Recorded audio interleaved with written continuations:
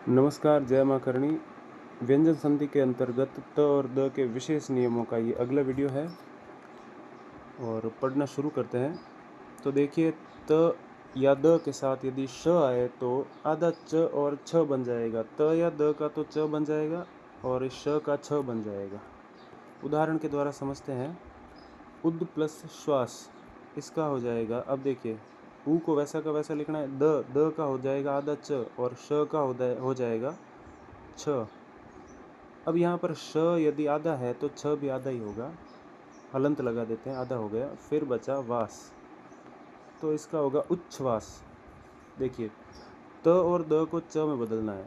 इस द को हमने च में बदला, आधा च, क्योंकि नियम में भी आधा च ही लिखा हुआ है। और उसके बाद जो है श है जो छ में बदल जाएगा। यदि श आधा है तो छ भी आधा आएगा। हमने यहाँ हलंत लगा के इसको आधा किया है। उच्छ्वास में आधा छ आता है, ठीक है। अब अगला है उद प्लस श्रृंखल, तो हो जाएगा उच्छृंखल।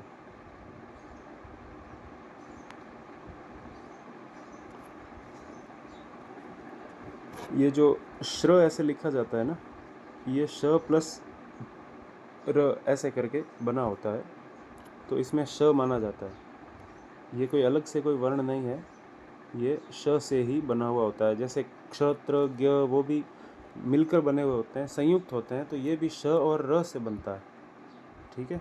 श्र जो होता है वो श और र इनसे बनता है। तो पहले श मानते हुए हमने इसको आधा छ कर दिया। उद प्लस श्रृंखल बराबर उच्छृंखल। तत् प्लस शरण, इसका हो जाएगा तत्क्षरण। आधे त को च में बदला और श को हमने छ में बदला, तो हो गया तत्क्षरण। इसके बाद संधि विच्छेद करके देखते हैं। उच्छिष्ट, तो हमें क्या करना है, ऊ तो ये वैसे के वैसे वापस आएगा। बाद में आधा च और छ है, तो हमें आधे च को तो बदलना है त या द में। तो यहाँ पर आपके हो जाएगा उद, और इस छ को बदलना है श में। छ पर ई की मात्रा है तो श पर भी ई की मात्रा लग जाएगी। उद प्लस शिष्ट, यानी बचा हुआ भोजन होता है ना, झूठा, उसको बोलते हैं उच्छिष्ट। उच्छासन, उच्छासन का होगा उद प्लस शासन। च छ को द श में बदल दिया, क्योंकि पहले हमने द श को च छ में बदला था। अब नियम का उल्टा है जब हम संधि विच्छेद करते हैं। सच्चासन, सच्चासन, इसका होगा सत्य प्लस शासन, यानी कि अच्छा शासन। च बदल गया त में और छ बदल गया श में, और ये लिखा है श्रीमत शरद चंद्र। इसके लिए इसको एक बार रफ कर देते हैं।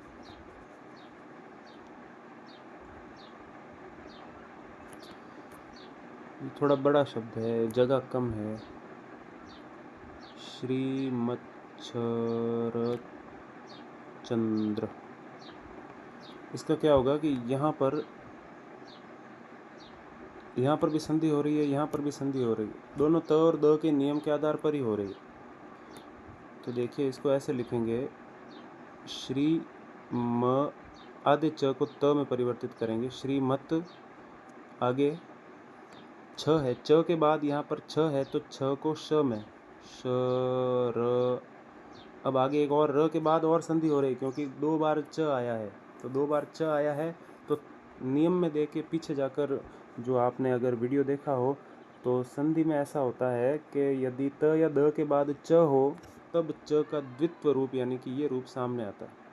तो श र, हमने छ का श बनाया, र को वापस जैसा था वैसा लिखा। अब हम वापस इस जो द्वित्व च में से जो आधा च है, इसको द या त में से बदल देंगे, परिवर्तित कर देंगे। श्रीमत प्लस शरद और आगे चंद्र, ये इसका संधि विच्छेद होगा। श्रीमत प्लस शरद प्लस चंद्र, दोनों जगह संधि हुई है। यहाँ पर त और श मिलकर च छ बन गए, और यहाँ पर द और च मिलकर च का द्वित्व रूप आधा च और पूरा च ऐसे हो गया। तो श्रीमत शरद चंद्र, शरद चंद्र को श्रीमत शरद चंद्र ऐसे लिखा जाएगा। इसके बाद जो अगला नियम है,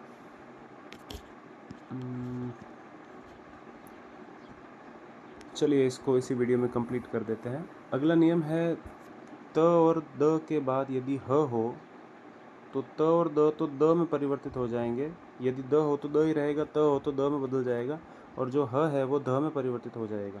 द और ध, आधा द और ध, ठीक है। क्योंकि अब देखिए इनमें से जो भी दो व्यंजन आते हैं उनमें से पहला हमेशा आधा होता है। क्यों? क्योंकि प्लस के पहले हमेशा आधा व्यंजन आ रहा है, व्यंजन संधि है ना, तो प्लस के पहले आधा आएगा बिना स्वर वाला। इसलिए जब हम परिवर्तित करते हैं तो भी द हमेशा आधा आ रहा है, ध पूरा भी आ रहा है, आधा भी आ रहा है। यानी कि जो भी हो, बाद वाला व्यंजन पूरा भी आ सकता है, आधा भी आ सकता है, वो तो जैसे लिखा होगा वैसे। लेकिन प्लस के पहले वाला व्यंजन, उसको परिवर्तित करने के बाद हमेशा आधा व्यंजन बनेगा। जैसे ये द आधा बचा है, पीछे के नियम में भी देख सकते हैं।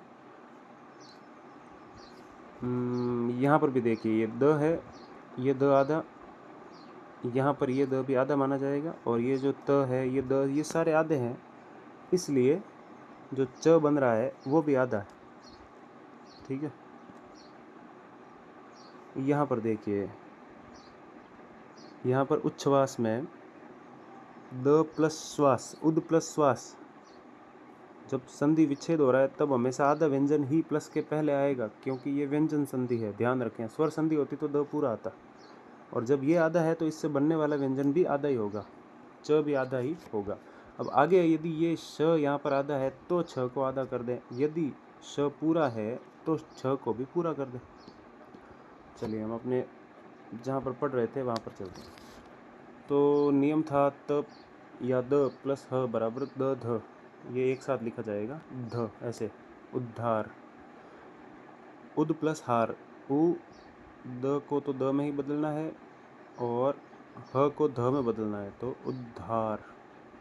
या फिर इसको लिखने का एक और तरीका भी होता है, इसको ऐसे लिखा जाता है उद्धार। यहाँ पर ध पूरा है या द पूरा है वो आप लोग बताएं, और वो याद रखें कि जो नीचे होता है वो हमेशा पूरा होता है, और जो ऊपर उठाया हुआ होता है, जिसको ये उठाकर चल रहा है, वो मरीज है इसलिए उसको उठाकर चल रहा है। तो यहाँ पर द आधा है, ध पूरा है, ये मजबूत है इसलिए द को जो है बोझ की तरह उठाकर चल रहा है।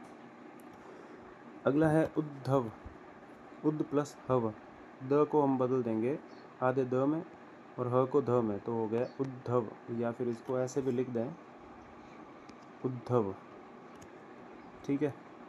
इसके बाद पद प्लस हति तो हो जाएगा पद्धति, द ध में परिवर्तित हो गया। उद प्लस हृत, यहाँ पर ह पर री की मात्रा लगी हुई है, ह आधा नहीं है, ये हो जाएगा आपके उद्धृत।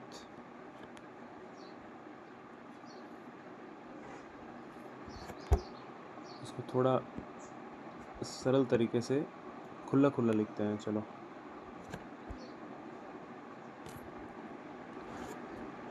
उद आधा ध, फिर ध के नीचे री की मात्रा, क्योंकि यहाँ पर ह के नीचे री की मात्रा है तो यहाँ पर ध के नीचे री की मात्रा लग के ये उद्धृत ऐसे हो जाएगा। संधि विच्छेद करते हैं उद्धरण, तो यदि द ध है, यहाँ पर द ध है तो द ध को परिवर्तित करेंगे हम त या द प्लस ह में, तो उद्धरण का होगा उद प्लस हरण, हरण होगा, तरण नहीं होगा, हरण।